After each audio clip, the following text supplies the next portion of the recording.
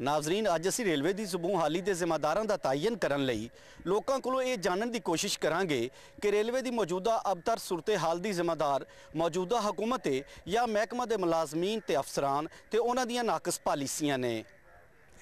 Railway की तबाही के ज़िम्मेदार जो है वो इस वक्त मौजूदा हुकूमत है, जिसने सिर्फ रेलवे को तबाह नहीं किया बल्कि न गैस है, न बिजली है, न पानी है। जिस तरह दूसरे शोबे दूसरे इदारे बदहाली और करप्शन का शिकार ने, इस तरह साडा ये रेलवे का शोबा भी मतलब बदहाली और करप्शन का शिकार हो चुका है।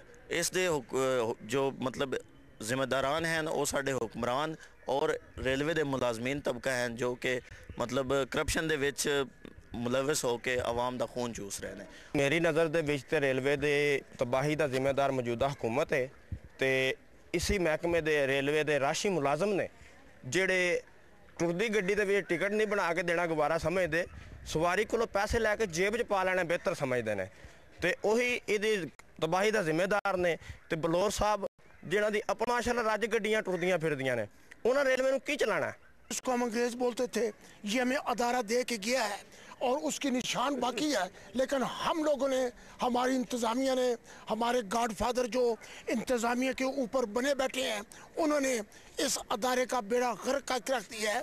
रेलवे मुलाजमान ने जोड़े गड्डियां दे विच टीटी है सिर्फ अपनी जेबां भरदे है, रेलवे कोल तेल कोई नहीं। सिर्फ यदी वजह यह है कि हर बंदा करप्ट है। इन्हें रल मिल के जनाब खादा सारे ने उतले तो लग के थलड़े तक। मुलाजम ही हैं जी, अगर मुलाजम सही काम करें तो रेलवे तबाह क्यों होवे? सही गवर्नमेंट इसकी आमदनी मिले, सही कारोबार चले तो फिर क्यों तबाह होवे?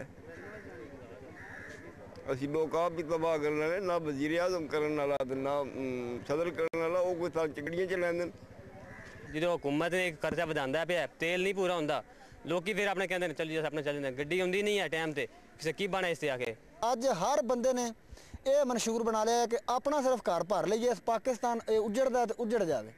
और ये पिछे सब तो वड्डा जिहड़ा हत्थ है वो साडे वफाकी वजीर जिहड़ा रेलवे का इसका है। बाई दा जो जिम्मेवार है रेलवे दी दा वो साडे हुक्मरान ने, क्योंकि उन्होंने चाहिए कि साडे वास्ते कुछ ना कुछ करना, क्योंकि उन्होंने ये जिम्मेदारी है। स्टेशन पर हाल देखो, अगर गाड़ी सरगोदा से चली है तो गाड़ी की लैट्रिनों में पानी नहीं है, लाइट नहीं है, गर्मियों में पंखे नहीं चलते, रेलवे मुलाजमीन को तनख्वाहें नहीं मिलती टाइम पर।